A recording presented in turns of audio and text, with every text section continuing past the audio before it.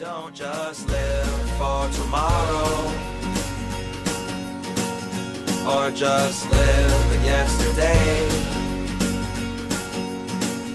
Just be glad for all you have that's in today. And though you've come through many obstacles. Hey everyone, Connie here, and welcome to my blind reaction to Tiger and Bunny episode 3.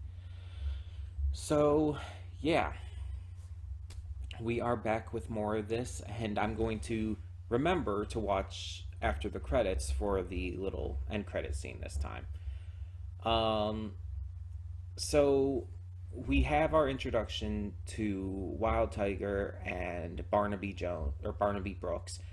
I keep wanting to say Barnaby Jones. It's like I don't even really know the reference. I just know it's a thing that exists.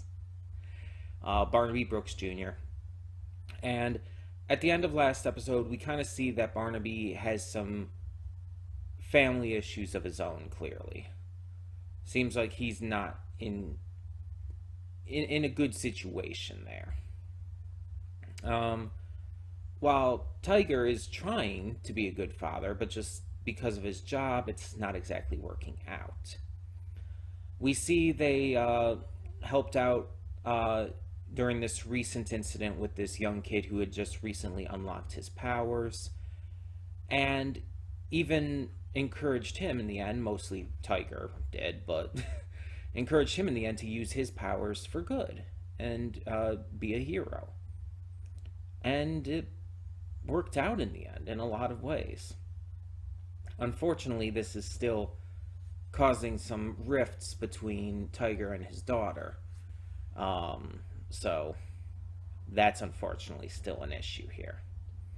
But I'm very much interested to see where this goes. And hopefully continue to enjoy it. So someone mentioned in the comments of last time, I think it was the last one, that this is one of their favorites, but they vastly prefer the dub.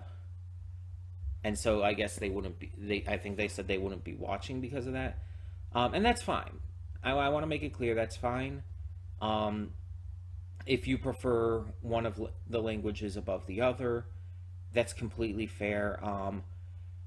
I'm not like one of those people who agrees with the entire idea of like sub supremacy or whatnot, like people thinking that you have to watch into Japanese, otherwise it's terrible, that all dubs are bad and stuff. And I don't agree with the other side either. I think that it just depends on the anime. And it's a personal preference. If you prefer to watch in subs, cool. But don't try to say like all dubs are bad or that people can't enjoy dubs. And vice versa. For me, it depends on the series. And I chose to do this one for sub simply because I've done a few series with the dubs lately. And I wanted to do this in sub. I know there's some VAs in the dub that I like. Even some ones that I've met at conventions, such as Yuri Lowenthal. But this is one that I wanted to do in sub. This is one I want to just do for that. And hell, for all I know, the dub could be better. And it seems like these characters technically speak English from at least the little hints I've seen. But at the same time, it's like I've already kind of determined to stick with this. Maybe I'll check out the dub on my own time and see what that's like. But at this point, I don't think I'm going to be changing over to it. It would have to be like so insurmountably better than the sub at this point for me to want to switch over. But yeah, either way, we're just going to take it as it is for now. Because I have... Excuse me. Because I have no issue with the sub, with the voices in it or anything. It's not like shows like Dragon Ball Z or Full Metal Alchemist Brotherhood where I can't do the original Japanese voices because they just don't sound right to me. for the characters. It's not even so much a thing as like, oh, I'm more used to the English voices. No, I just don't like the Japanese voices. That's really apparent with Dragon Ball Z. I despise Goku and Vegeta's voices in Dragon Ball Z. Not the voice actors, just the voices. I don't think they sound good for the characters at all. They make no sense for the characters at all. But yeah, either way, not going to get into all of that. The point is, for this one, we are watching the sub. I haven't heard the dub, so I don't know if it's better or not. But for now, we're just doing the sub. Unless you guys would maybe be okay with me checking out the dub for one episode, like maybe next episode, you'll have to let me know on that. Although with how I record these ahead of time, to be fair, I might just get to that next episode before you guys ever even see this one. So it's hard to say. But either way, we are going to just get to this and see what we have in store. I don't know what to expect from this next episode. I don't know, like, story-wise what's going to happen, or character-wise, or anything.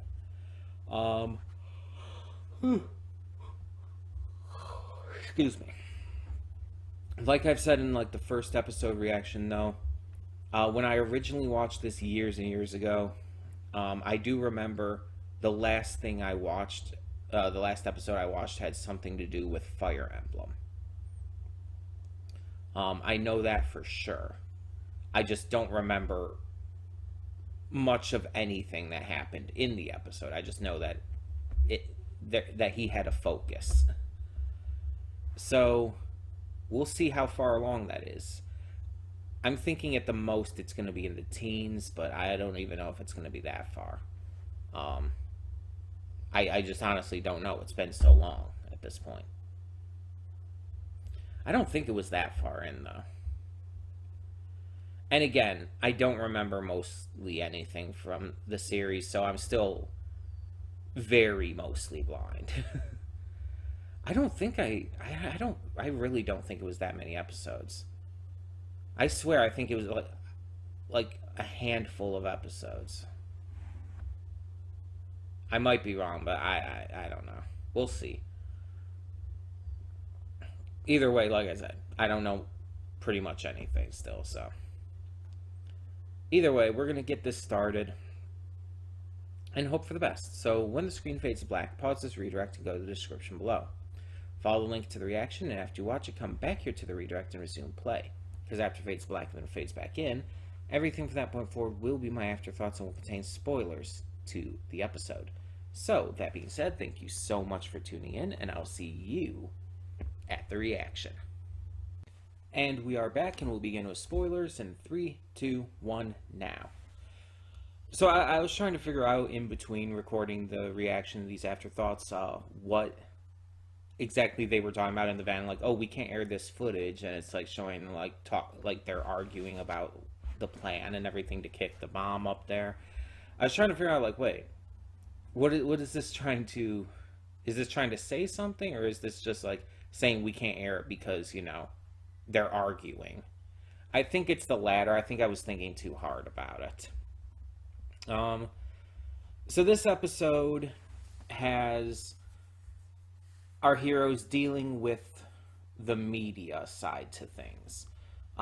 This is already a thing that we've had, like, showcased throughout these first couple episodes, and now we're really getting to see how our heroes deal with it. Barnaby is dealing with it very respectfully. He's smiling for the camera. He's being kind and polite. He's definitely putting on a little bit of a show. Like, I feel like that's kind of obvious. Like, they're telling him, like, act how you normally would. He's not. He's very much not. But he's able to perform in a way that is natural looking to fool the audience and just come across as a very friendly, nice guy. And mind you, some of the things he was doing, I'm sure he would probably do anyways. Like, if a kid asked him for an autograph and stuff, woman comes up to him in a restaurant, asks to shake his hand. It's like, yeah, I'm sure he'll agree to that stuff. He's I don't think he's a bad guy or anything. I don't think he's like some kind of rude asshole, but at the same time, it's like it's very clearly not his normal personality. And then Tiger Katetsu, on the other hand, he does not know how to handle this. Like, he's a veteran hero and he still does not know how to handle this. He's very awkward about it. He never knows the right things to say or do, and he clearly isn't comfortable with it. Which, fair enough, because it is rather ridiculous. And they're even trying to script out the things that they do. Like, they're even scripting out, like, oh, Tiger, you're going to ask Barnaby to hang out today. We're going to get to film what you do off the clock. And it's like, no one's falling for this, right? No one actually thinks that this is real. Like, even beyond just the fact that they're obviously terrible at faking things, especially Katetsu.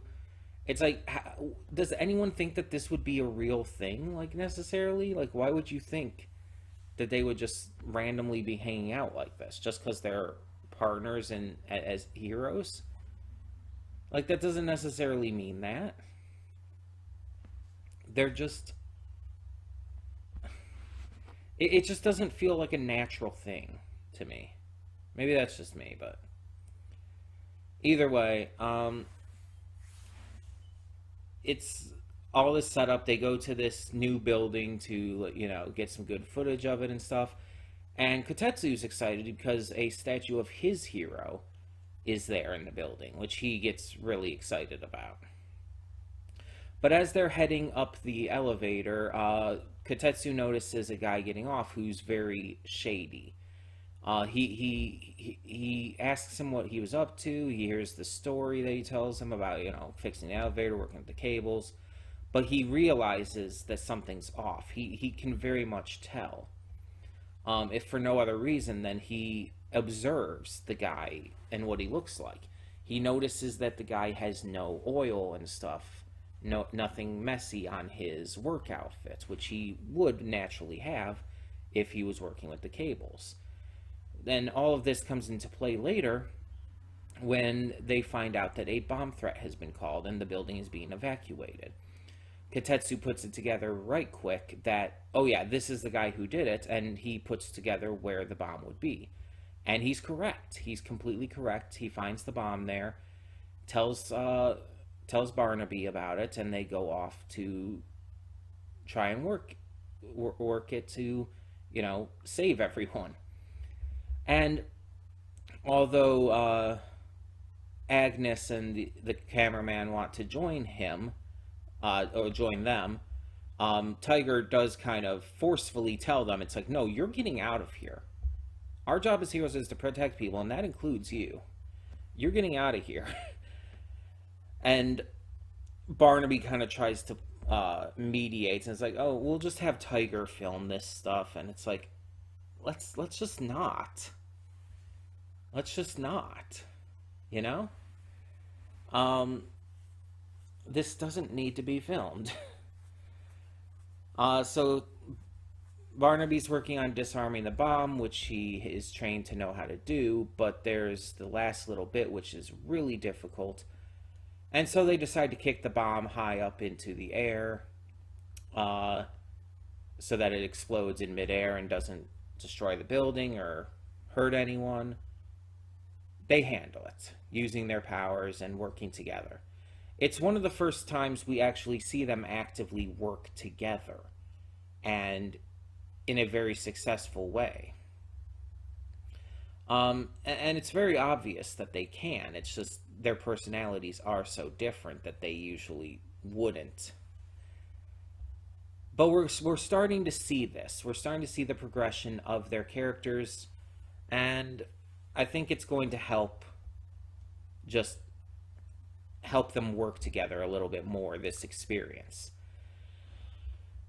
At the end, we see Kotetsu talking to his friend in the bar, who might be the bull guy, judging on the voice, I'm not 100% sure. But then he sees this girl playing, Karina Lyle. And it's like, I remember her name specifically because it's clearly a play on Selena Kyle, aka Catwoman from the DC universe. And it's like, that's obviously a play on that, especially since this is a superhero series. Who is she, though? I don't, like, the name doesn't say anything to me other than, what it's a rip of. I don't think that's like Kotetsu's ex-wife. I mean, we don't even know if it's like ex-wife. We don't even know if that's the situation. We don't know where his wife, what happened to his wife at all. We don't know what the situation is, so I don't know if it's going to be a new love interest or if she's one of the other heroes. I don't know. But they're definitely setting up for something with that. I'm wondering what it's going to be. I would say, in terms of the entertainment value, this episode was not as good as episode 2, but definitely still better than episode 1. And that's not nothing against episode 1 necessarily. Episode 1 was still good. It's just, I would say this is in between those two episodes in terms of entertainment value. I still think I liked number 2 a little better. But either way, I've enjoyed all 3 of these first episodes so far. And again, I'm excited to see where this goes. So thank you all so much for tuning in. Tell me in the comments below, what did you think of this episode of Tiger and Bunny?